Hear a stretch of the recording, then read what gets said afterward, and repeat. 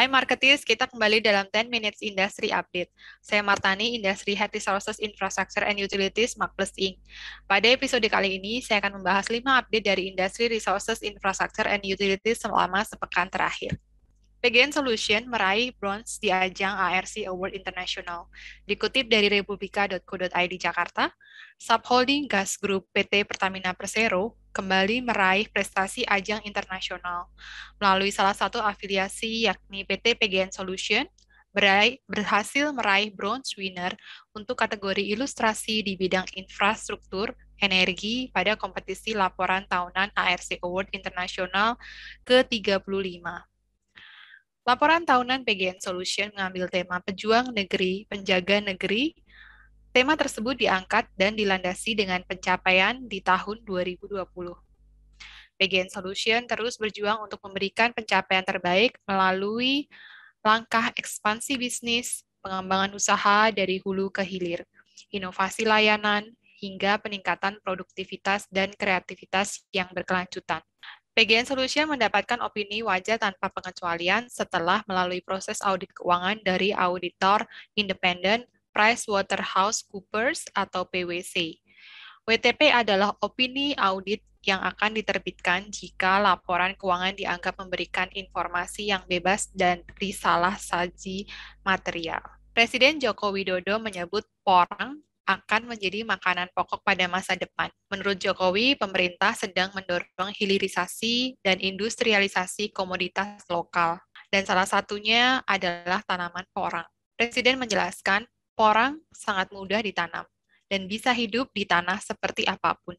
Dari umbi porang, banyak produk yang bisa dihasilkan. Bisa untuk beras, bisa untuk agar-agar, bisa untuk kosmetik, bisa untuk mie, semuanya. Tapi yang lebih penting, makanan pokok masa depan dan sudah dimulai di Jepang dan Korea. Porang rendah kalori, rendah karbohidrat, dan gluten-free, serta tidak ada gula.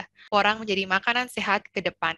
Erick Thohir minta BUMN membantu memakmurkan petani. Diambil dari kompas.com, Menteri Badan Usaha milik negara BUMN, Erick Thohir mengatakan peran pemerintah dan perusahaan plat merah yang bergerak di industri pangan dibutuhkan untuk membesarkan perekonomian para petani. Salah satu caranya yakni petani perlu pendampingan intensif dan solusi budidaya pertanian berkelanjutan, terutama yang terkait nutrisi tanaman, rantai pasok, dan dukungan teknologi sehingga bisa mendongkrak perekonomian mereka. Jumlah area persawahan di Indonesia meningkat dalam 1 tahun terakhir, akan tetapi hasil panennya mengalami penurunan. Menurut BPS, di tahun 2021, total luas lahan pertanian mencapai 25,1 juta hektar, naik dari tahun sebelumnya 24,1 juta hektar. Namun jumlah lahan panen menurun dari 10,68 juta hektar di tahun 2020 menjadi 10,66 juta hektar pada tahun 2021. Program Makmur akan memberikan banyak manfaat seperti kenaikan produktivitas pertanian, sehingga petani lebih untung, praktek pertanian lebih unggul, dan penggunaan pupuk non-subsidi untuk membantu kebutuhan mereka. Sebagai informasi, program Makmur terdiri dari berbagai aspek, mulai dari pengelolaan budidaya tanaman berkelanjutan, informasi dan pendampingan budidaya pertanian, digital farming, dan mekanisme pertanian. Program ini juga telah terbukti mampu meningkatkan produktivitas pada komoditas jagung dan padi yang masing-masing sebesar hingga 42% dan 34%.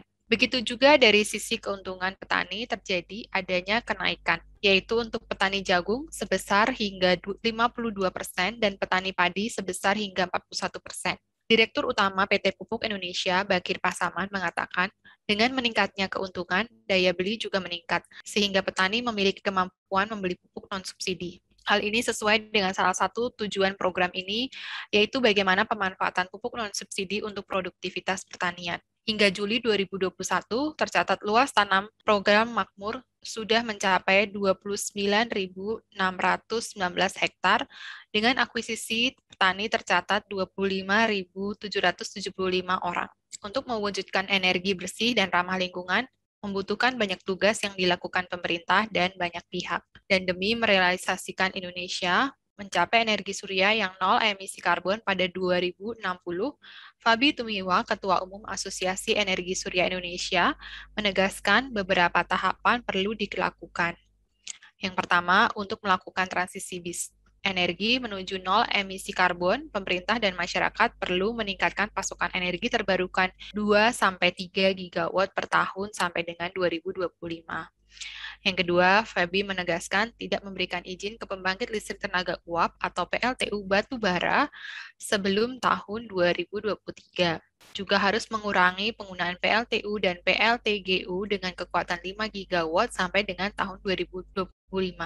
Yang terakhir, perlu penguatan jaringan atau grid untuk mengantisipasi kenaikan pembangkit energi terbarukan yang intermittent, termasuk membangun grid scale battery atau energy storage system.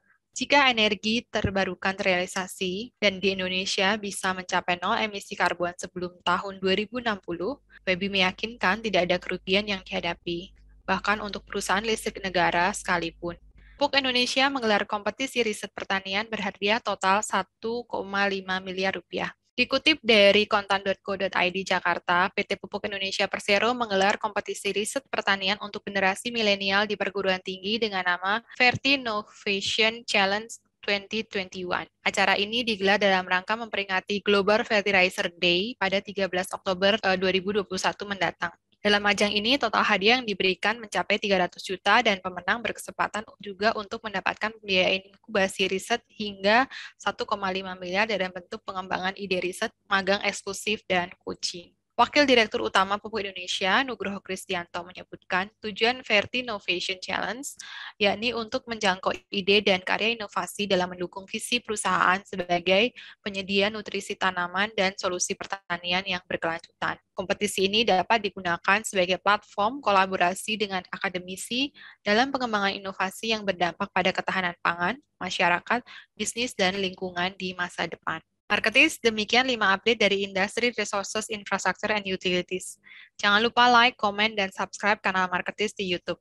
Saya Martani berserta segenap tim yang bertugas undur diri. Stay safe, stay healthy.